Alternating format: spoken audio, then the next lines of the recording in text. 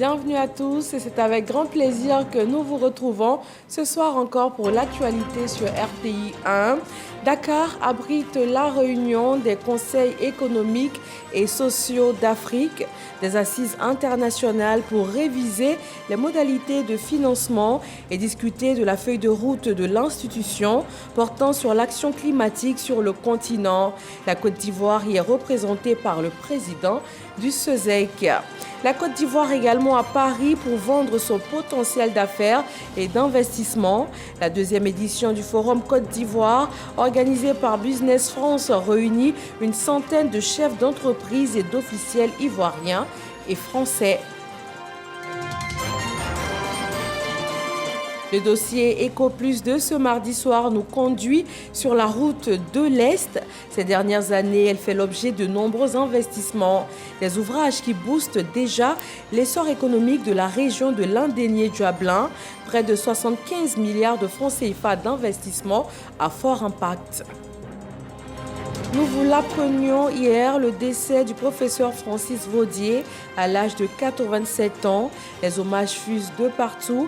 La classe politique ivoirienne n'est pas en reste. Bonsoir et bienvenue à tous. Le chef de l'État salue la mémoire du regretté professeur Francis Vaudier. Il s'en est allé hier lundi. Je vous donne lecture du communiqué de la présidence de la République. Le président de la République, son Excellence Alassane Ouattara, a appris avec tristesse le décès du professeur Francis Vanga Vaudier, ancien ministre et ancien président du Conseil constitutionnel, survenu ce lundi 3 juillet 2023. Le président de la République rend hommage à un éminent intellectuel, un grand serviteur de l'État, une personnalité politique importante de notre pays. Le président de la République présente, au nom du gouvernement, en son nom propre, ses condoléances émues à son épouse, à ses enfants, à sa famille, ainsi qu'à tous ses proches. Fait à Abidjan le mardi 4 juillet 2023. Et la classe politique ivoirienne emboîte le pas au président de la République. Elle s'incline devant la mémoire de celui qui a joué un grand rôle sur l'échiquier politique de la Côte d'Ivoire. Éric Goré. L'État, c'est la personnification juridique de la nation ou du peuple. Les grands hommes ne meurent pas, leurs actions restent gravées dans les mémoires. Francis Vanga Vaudier n'a pas vécu inutilement. C'était un sachant, une illustre personnalité. De 72 à 76, à l'université d'Abidjan, c'était beaucoup plus des professeurs français que nous avions. Et ils étaient rares, nos aînés, qui avait choisi cette voie parce qu'elle n'est pas facile. Il faut faire son doctorat. À l'époque, ce n'était pas donné à tout le monde. Il faut ensuite progresser, faire son agrégation, etc., etc. Nous avions donc ces grands frères qui nous ont prodigué tous les conseils après nous avoir enseigné les rudiments du droit. Mais nous étions fiers de les voir parmi les Européens qui nous enseignaient. Nous étions à l'examen de la première session à l'amphithéâtre F et j'étais sur ma copie. C'était extraordinaire pour nous effectivement de rencontrer une telle personnalité d'envergure qui se trouvait effectivement juste en face de nous et qui a déplacé ma copie pour regarder effectivement si tout était correct. Mais j'ai tremblé de tout mon corps. C'était lui, Francis Vanga Vaudier, le maître avec grand M. Si je suis devenu agrégé, c'est parce que j'ai été pris en main particulièrement par le professeur Vaudier. C'est lui qui nous a entraînés, qui nous a préparés pour aller à ce concours d'agrégation qui se déroulait pour la première fois au niveau de l'Afrique, au niveau du CAMES. Créateur du Parti ivoirien des travailleurs, Francis Vanga Vaudier a été un homme politique courageux. Il croyait en ses convictions. Nous avons perdu face à Vaudier, qui fut le premier député de Cocody au retour du multipartisme dans notre pays. Dans nos relations, moi, jeune conseiller municipal avec Mel Théodore, et lui, nouveau député de Cocody, nous avons une collaboration républicaine au niveau de nos activités politiques à Cocody. Vaudier est un homme charmant qui aime son prochain et qui aime le contact humain, toujours prêt à expliquer les choses, toujours prêt à convaincre. En 1995, alors même que l'opposition avait décidé de boycotter donc les élections présidentielles, il a risqué, il a osé, dans sa démarche, conformément à sa démarche intellectuelle, se présenter à ces élections-là. Francis Vangavordier, le passionné du droit, le professeur, l'enseignant, reste une figure emblématique du multipartisme en Côte d'Ivoire. Il quitte ainsi la terre des hommes à 87 ans. Et c'est la Côte d'Ivoire entière qui lui rend hommage. L'actualité de ce jour nous conduit également au Sénégal. Dakar abrite la réunion du bureau exécutif de l'Union des conseils économiques et sociaux et institutions similaires d'Afrique. Le président du CESEC, Eugène Aka Awele, au nom de l'État de Côte d'Ivoire, a présenté les acquis et le plaidoyer de son institution pour le bien-être et le développement durable de l'Afrique. Envoyé spécial dans la capitale sénégalaise, Jean-Marc Djadji.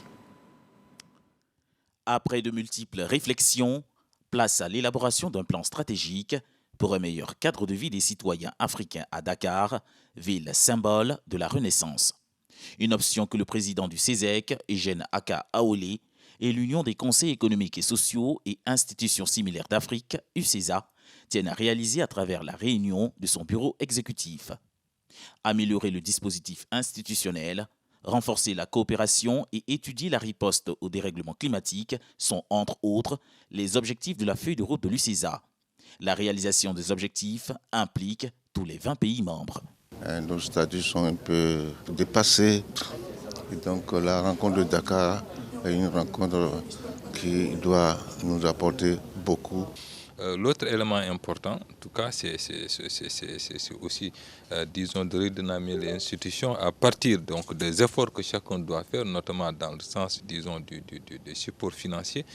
La tenue de cette session relève d'une importance capitale pour le développement durable en Afrique, selon Ahmed Reda Chami, président de l'UCESA. Nous avons aujourd'hui fait un plaidoyer, ce qu'on appelait le plaidoyer pour l'Afrique, pour l'action climatique, mais nous sommes en cours d'élaboration des plaidoyers par pays. Nous allons commencer par la Côte d'Ivoire.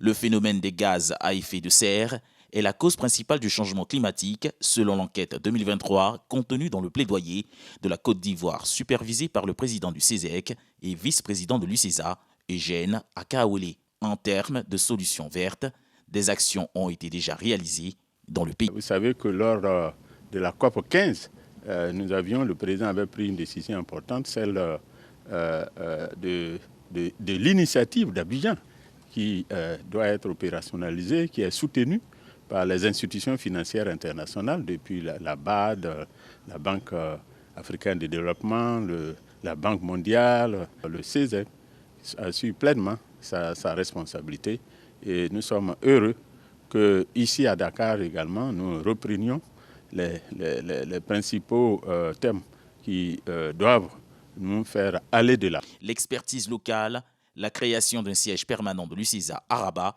la finalisation des plaidoyers pays et plans stratégiques ont été notamment recommandés à l'issue des travaux.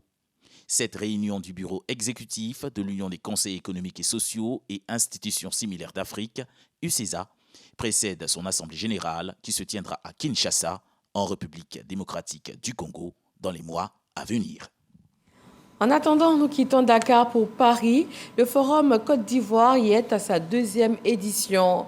Business France réunit une centaine de chefs d'entreprise et d'officiels ivoiriens et français.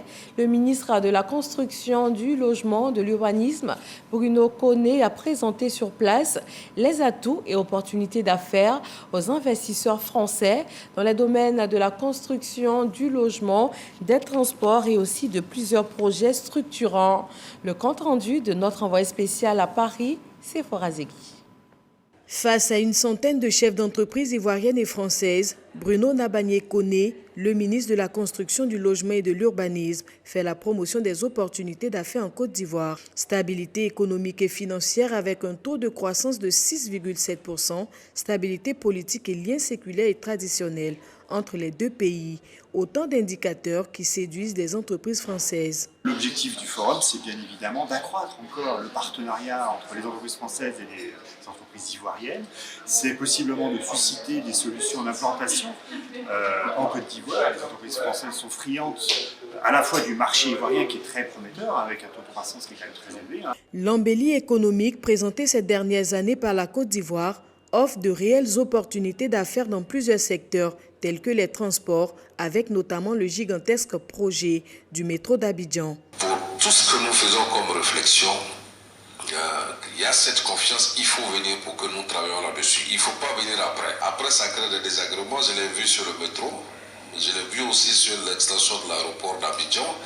Il y a les outils, on va travailler pour y arriver, mais il faut croire dès le début. À côté des transports, les potentialités dans les secteurs du logement, de l'urbanisme et de la rénovation urbaine ont fait également l'objet d'une large présentation. De la production en masse des logements sociaux, en passant par la production au plan local des matériaux de construction, Bruno Nabagné-Koné a exposé avec brio les leviers d'investissement. Aujourd'hui, le besoin en logement pour la Côte d'Ivoire, c'est 600 000 unités de logement. 600 000 unités de logement, évidemment, ça ne se fait pas du jour au lendemain. Voyez le nombre de fenêtres, voyez le nombre de portes, voyez le nombre de mètres linéaires de tubes orange ou de fils électriques, etc., etc. Donc, vous voyez tout de suite le potentiel que cela représente. Une centaine d'entreprises françaises intéressées par le marché ivoirien a pris part à cette deuxième édition à travers des rencontres B2B. Notons qu'en Côte d'Ivoire, les investissements directs français sont évalués à un peu plus de 250 milliards de francs CFA pour environ 300 entreprises installées sur place. De Paris à Washington, on parle toujours d'investissement en Côte d'Ivoire. Le ministre de la Communication et de l'Économie numérique en fin de mission aux États-Unis a été reçu par la radio de la Fraternité. C'est la radio de l'ambassade de Côte d'Ivoire aux États-Unis. Retrouvons-y notre envoyé spécial, Michel Digré. Jean-Basile Ngueta est président de l'Association des Ivoiriens vivant en Virginie, à Maryland et dans le district de Washington. Au volant de son véhicule, l'un de ses réflexes quotidiens, se connecter à la radio, la voix de la fraternité. Chaque fois que, n'est-ce pas, je monte dans ma voiture, j'essaie de voir quelles sont les nouvelles au niveau de notre chancellerie. Parce que c'est de mon devoir aussi vraiment de partager ce qui se passe à l'ambassade avec nos concitoyens. Donc c'est quasiment, je veux dire, le réflexe qui m'habite, quoi. La voix de la fraternité est un outil de communication institutionnelle logé dans les locaux de l'ambassade de Côte d'Ivoire aux États-Unis. Vous écoutez la voix de la fraternité, la radio de l'ambassade de la Côte d'Ivoire aux États-Unis. Bien installée sur son pupitre, Maïmouna est l'une des voix de cette radio. Alors, nous avons une programmation qui est très variée. On a des émissions économiques, des émissions de formation et également aussi on a d'autres émissions où on reçoit des personnalités de la diaspora qui ont réussi, des modèles. Lorsque nous avons en fait de la visite de différentes personnalités du pays, il y a l'opportunité en fait de s'informer de leur agenda et de voir si cela convient avec notre emploi du temps aussi ici, pour qu'on puisse vraiment les voir et voir qu'est-ce que nous avons ou partager nos différentes visions pour l'avenir du pays. L'initiateur de Radio Fraternité est Ibrahima Touré, ambassadeur de Côte d'Ivoire aux États-Unis. Nous nous sommes dit qu'il fallait trouver un moyen d'organiser des émissions autour des services dont nous disposons ici, notamment les services consulaires, pour permettre à nos compatriotes de poser des questions sur les procédures pour l'établissement des passeports, les cartes consulaires, les certificats les extraits de naissance et tout. Et donc tout part de là.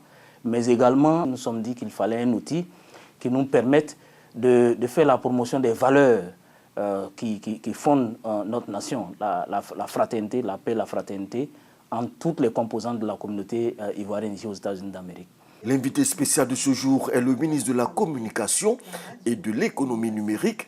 Il est reçu pour faire le bilan de sa mission aux États-Unis, mais surtout lancer un important message à la diaspora ivoirienne. le président de la République a lui-même lancé un appel à la diaspora, leur demandant donc de revenir au pays pour pouvoir contribuer à son développement. Avec le développement des infrastructures que nous sommes en train de faire, afin notamment d'amener de la connectivité partout dans le pays, afin de pouvoir héberger sur place nos données, afin d'améliorer la couverture donc des réseaux de téléphonie et donc partant de l'Internet mobile, nous pensons que des opportunités peuvent se créer pour les Ivoiriens de la diaspora afin de pouvoir investir dans leur pays ou pourquoi pas créer des entreprises ici qui pourraient commercer donc avec le pays. Radio Fraternité peut être également écoutée en podcast grâce à une application sur le téléphone portable. Une délégation du Fonds national pour la science, la technologie et l'innovation est allée en Suisse à la rencontre du Fonds national suisse pour la recherche. Au terme des différentes rencontres, une convention a été signée. Hamza Diaby et Zakaria Traoré nous en proposent le contenu. Ce 28 juin, le FNS reçoit une délégation du FONSTI, le Fonds national pour la science, la technologie et l'innovation. La visite de ce jour a abouti à une signature de partenariat entre les deux fonds pour le grand bonheur de la partie ivoirienne. C'est une convention de partenariat qui nous permettra donc de bénéficier de l'expertise, l'expérience du Fonds national suisse. C'est une convention qui facilitera les échanges entre le monde scientifique ivoirien et le monde scientifique suisse. Enfin, c'est une convention qui nous permettra d'organiser ensemble le Conseil mondial de la recherche, édition 2024, qui sera donc conjointement organisé par le Fonds national suisse et le FONSTI à Interlaken, ici en Suisse. Le Fonds national suisse est la principale institution suisse qui soutient la recherche dans toutes les disciplines académiques, de la physique à la médecine en passant par la sociologie. On a eu une collaboration longue avec le FONSTI, donc l'agence de recherche ivoirienne, dans les domaines d'organisation d'une telle agence, d'évaluation de haute qualité des requêtes qui ont été soumises, et aussi maintenant dans le domaine de la science ouverte, où on vient de discuter comment améliorer la situation pour les pays comme la Côte d'Ivoire. Le FNS a été créé en 1952 sous la forme d'une fondation privée avec pour tâche principale l'évaluation des requêtes de recherche. En attribuant des fonds de recherche publics selon le principe de la concurrence, le Fonds national suisse contribue à la haute qualité de la recherche en Suisse. En économie, ne dit-on pas que la route précède le développement? Si vous voulez le vérifier, rendons-nous ensemble dans l'Indénié Djoablin, précisément sur la route de l'Est, une voie qui part d'Abidjan pour rallier les frontières du Burkina Faso et du Ghana. Ces dernières années, elle fait l'objet de nombreux investissements. Par exemple, la section Adzopé à Nibilekro ou celle partant d'Anibilekro à Bandoukou qui vient de faire peau neuve, 133 km à hauteur d'environ 52 milliards de francs CFA. Des ouvrages qui viennent booster déjà l'essor économique de toute la région de l'Indénié Djoablin. Ces investissements à fort impact sont au cœur du dossier EcoPlus ce soir et on prend la route avec Mama Traoré.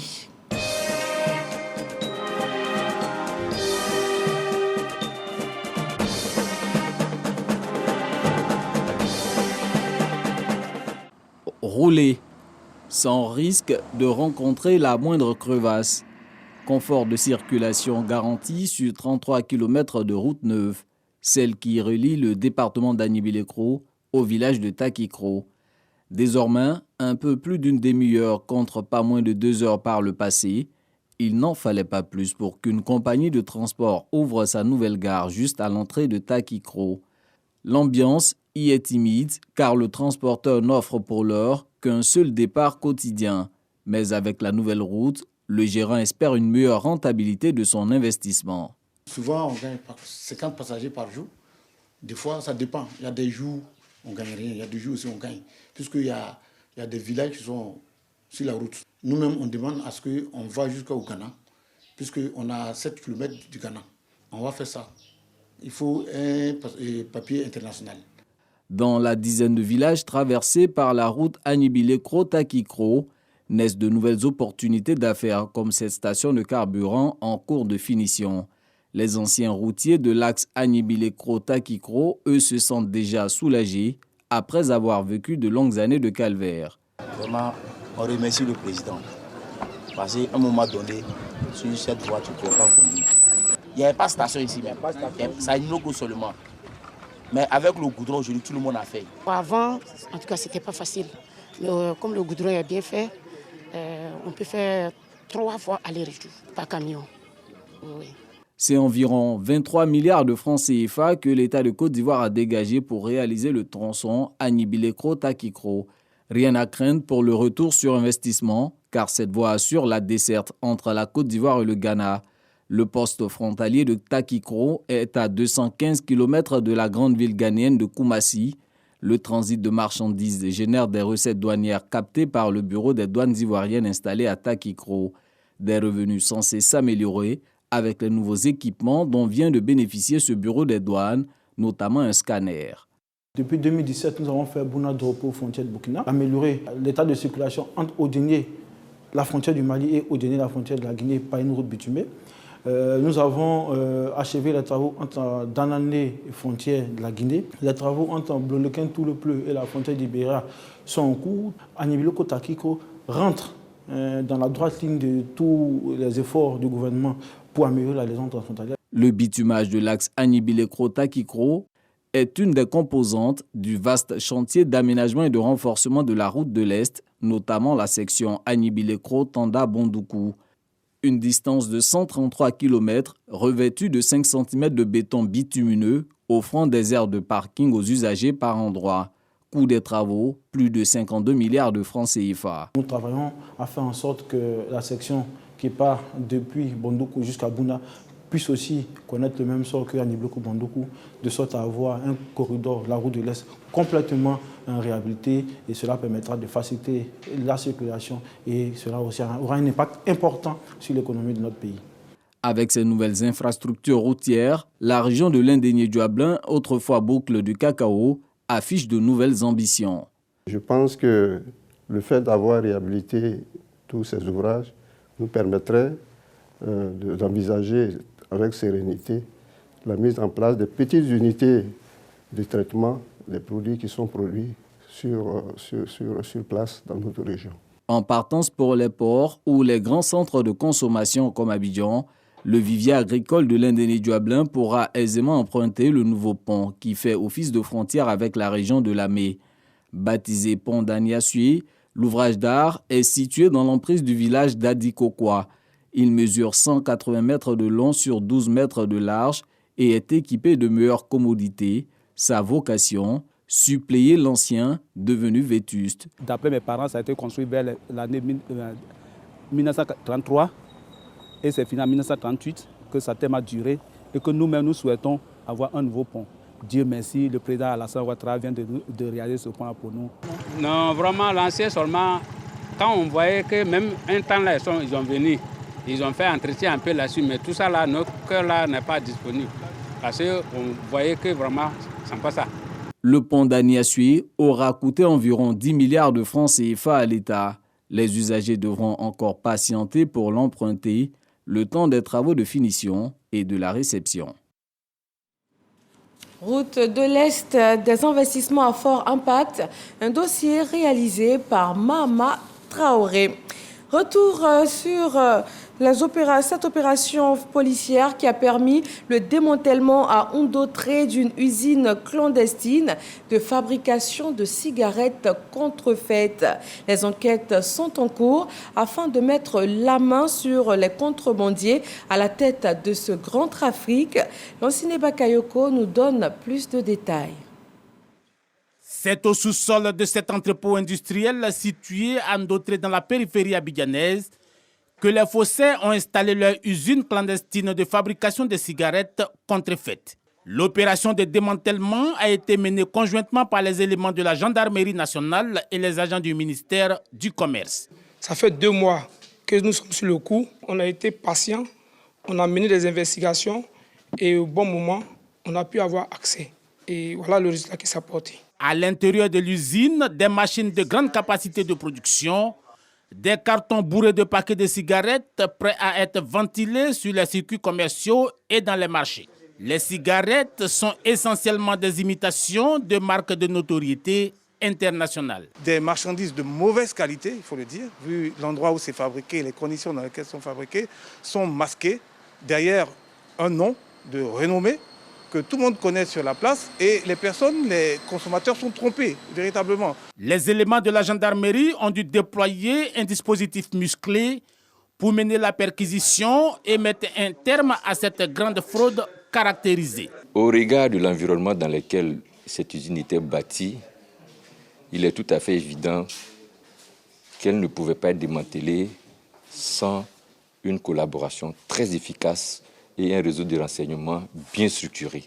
Nos contrevenants aujourd'hui font preuve de grandes ingéniosités. Des investigations sont en cours pour mettre la main sur tous les membres du réseau de malfaiteurs, composé pour la plupart d'Asiatiques. Je voudrais féliciter la gendarmerie nationale parce qu'aujourd'hui, elle démontre son engagement à lutter contre tous les crimes économiques aux côtés des ministères techniques que nous sommes. Notre fierté aujourd'hui, c'est de noter que le combat contre la fraude, la contrebande, la contrefaçon donne des résultats probants. Les populations sont appelées à collaborer avec les autorités compétentes afin de protéger les ménages et les populations ivoiriennes. Les élections locales approchent à grands pas.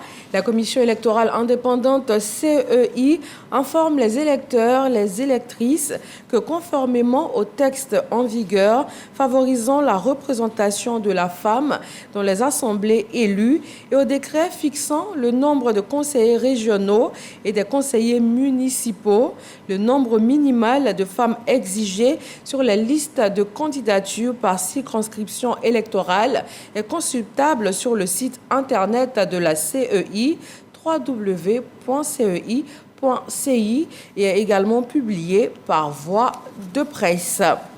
La radiodiffusion télévision ivoirienne, votre média, s'engage à diffuser encore plus de programmes destinés à la jeunesse. La Maison Bleue a signé ce mardi un partenariat avec le ministère de la Promotion de la Jeunesse, de l'Insertion professionnelle et du Service civique. Amidia Rassouba, Didier Nguessan et Ngata Kwame. Signature de convention entre la radiodiffusion télévision ivoirienne RTI et le ministère de la Promotion de la Jeunesse, de l'Insertion professionnelle et du Service civique. À travers ce partenariat, le ministère et la télévision nationale apportent leur contribution à la réussite de l'année dédiée à la jeunesse. Il s'agit pour nous d'accompagner encore davantage les actions au profit de la jeunesse, telles que initiées par ce ministère et tous les autres ministères qui sont impliqués dans l'aspect opérationnel de cette année de la jeunesse, tel que décrété par son Excellence, le Président de la République, son Excellence Alassane Ouattara. Faire connaître également davantage toutes les opportunités qui se présentent pour cette jeunesse ivoirienne qui est à l'honneur et qui bénéficie de ce qui est déjà fait et également qui doit savoir, comme je le disais tantôt, toutes les opportunités qui sont offertes pour, n'est-ce pas, lui permettre de s'insérer dans la vie professionnelle, d'entreprendre et également aussi d'être cette colonne vertébrale du développement de la Côte d'Ivoire. Ça va être marqué par l'émission Varotoscope qui va commencer bientôt, qui est quand même une émission à forte audience et qui verra la publication ou en tout cas la promotion des initiatives en faveur des jeunes. On a aussi des émissions en route pour la Cannes qui s'annonce bientôt, qui sera une émission quotidienne. Il y a des jingles également qui seront diffusés lors des JT. Il y aura également des magazines Expression jeunes, des magazines plateau également de 52 minutes quasiment pour mettre en avant les initiatives en faveur des jeunes. Et puis surtout le hashtag Année de la jeunesse qui passera en boucle et qui sera vraiment un peu porté également par la RTI à travers ces différentes émissions. Des émissions de vacances pour divertir tout en occupant sainement les jeunes. Aussi du bénévolat pendant la CAN 2023. La jeunesse ivoirienne saisit ainsi toutes les opportunités qui se présentent à elle. En religion, pèlerinage à la Mecque 2023, une délégation ministérielle conduite par la ministre d'État Kandia Camara est allée à la rencontre des pèlerins ivoiriens. Il leur a été transmis tous les encouragements du président Alassane Ouattara et de les inviter à prier pour la Côte d'Ivoire. Retrouvons nos envoyés spéciaux en Arabie Saoudite, Ibrahim Sissé et Abou Sanogo. La ministre d'État, ministre des Affaires étrangères, de l'intégration africaine et de la diaspora, Kandia Camara, la ministre du Plan et du Développement, Niali Kaba, et la ministre de la Femme, de la Famille et de l'Enfant, Nassene Batouré, aux côtés des pèlerins du contingent étatique pour la cérémonie de clôture de la mission du Hajj à l'hôtel qui accueille l'ensemble des pèlerins ivoiriens. Il s'agit pour la délégation, conduite par Kandia Camara, de transmettre au commissariat du Hajj et aux pèlerins les félicitations et les encouragements du président de la République Alassane Ouattara. Une visite qui a été appréciée à sa juste valeur.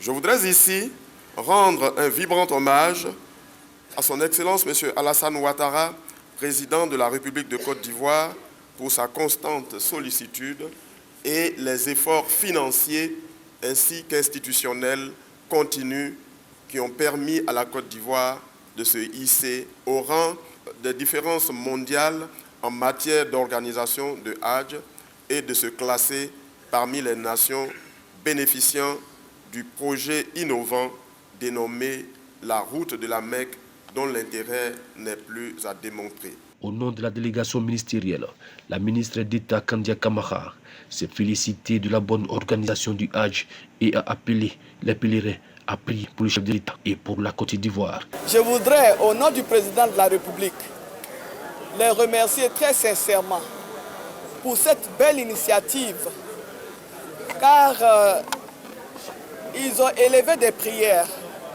afin que Dieu accorde sa grâce infinie à notre beau pays, à son président, aux populations ivoiriennes, afin que tout le monde ait la santé, la longévité, que notre beau pays demeure en paix. Je profite de l'occasion, au nom de son Excellence M. Alassane Ouattara et de l'ensemble des membres du gouvernement, pour féliciter tous les organisateurs du Hajj. Une conférence est animée par Dr Hassan Touri, qui a exhorté les pèlerins à la préservation des acquis du Hajj. L'amir Aboubakar Samassi, représentant le président du COSIM, a fait des bénédictions pour les pèlerins, pour la stabilité en Côte d'Ivoire et dans la sous-région, ainsi que pour le président de la République Alassane Ouattara. Et c'est tout pour ce 20h. Merci de l'avoir suivi. Prochain journal, 23h avec Marine Cognan. Excellente fin de soirée à tous et prenez soin de vous.